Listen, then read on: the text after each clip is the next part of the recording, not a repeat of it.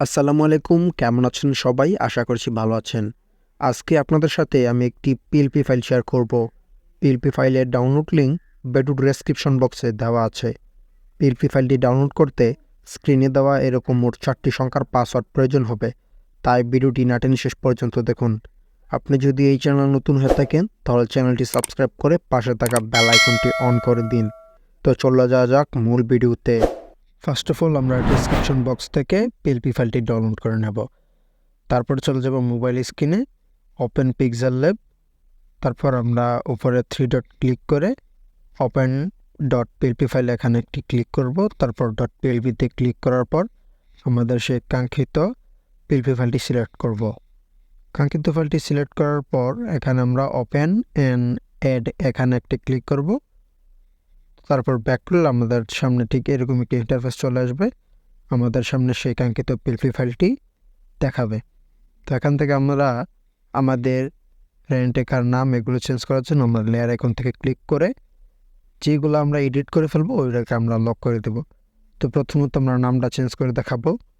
তো এখানে নামটা আমরা লেয়ার ডবল কপি লেয়ার একসাথে করে নিয়েছি, মানে দুইটা লেয়ার মানে দুইটা প্রজেক্ট আমরা একসাথে করে নিয়েছি। তো এখানে আমরা এটা প্রথমে ডিলিট করব।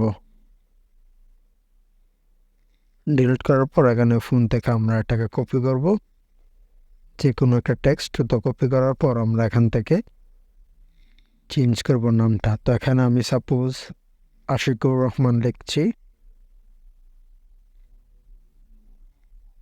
তো এখানে তারপর আমরা এখান থেকে কপি করে নেব দুইটা। তারপর আগেরটা আমরা কেটে দেব। তারপর লেয়ার এখান থেকে ক্লিক করে এখান থেকে আমরা দুইটা দেখেন, আমি আবারও দেখাচ্ছি আপনাদেরকে। লেয়ার আইকনে ক্লিক করবেন, তারপর নিচে দেখতে পারবেন টিক মার্ক, এখানে আপনারা একটা ক্লিক করবেন। তারপরে যেই দুইটা নাম আমরা কপি করেছি ওই দুইটাকে একসাথে করে এখানে রূপান্তরিত করব একটাই। ধরেন একটাই রূপান্তরিত করার পর আমরা এটাকে এডিট করতে পারবো খুব সহজেই।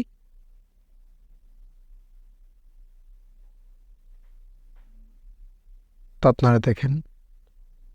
তো এখান থেকে কালার চেঞ্জ করার জন্য নিচে ক্লিক করে কালার অপশনে গিয়ে আমরা একটি কালার সিলেক্ট করে দেব।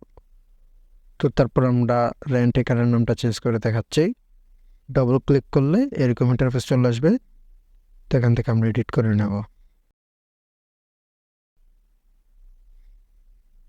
তো নাম লেখার পর আমরা মুভ করার জন্য নিচে দেখতে পারবেন রিলেটিভ পজিশন এবং পজিশন দুইটাতে ক্লিক করে আমরা জায়গা মতো এনে বসিয়ে দিয়ে। তো তারপর আমরা কি করব, উপর থেকে মেমোরি আইকনে ক্লিক করে সেভ অ্যাজ ইমেজে ক্লিক করার পর তারপর নিচে দেখতে পারবেন কাস্টম একটা ক্লিক করে আলট্রা সিলেক্ট করব। তাতে হবে কি আমাদের ছবিটা হাই রেজলিউশনে সেভ হয়ে যাবে। তারপর সেভ টু গ্যালারিতে ক্লিক করলে এটা সেভ হয়ে যাবে। তো এই ছিল আজকের ভিডিও। সকলে ভালো থাকবেন। আল্লাহ হাফেজ।